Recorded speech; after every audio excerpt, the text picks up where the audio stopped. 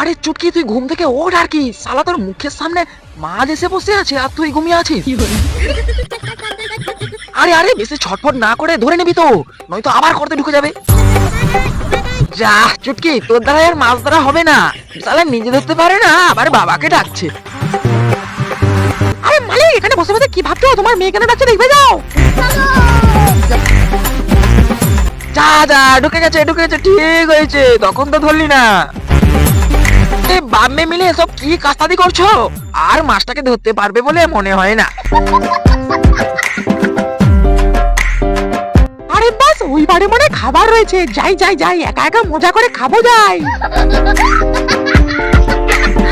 যা যা মাছ ভাই, তুই তো ফেঁসে গেছিস। হ্যাঁ, তুই আর বেরোতে পারবি না। মালিক মালিক, আস্তে আস্তে বের করো, ওর ভিতরে মাছ আছে কিন্তু। কি বন্ধুরা, আমাকে তো ধরে নিল। তোমরা ভিডিওটি লাইক ও চ্যানেলটি সাবস্ক্রাইব করে আমাকে বাঁচাও।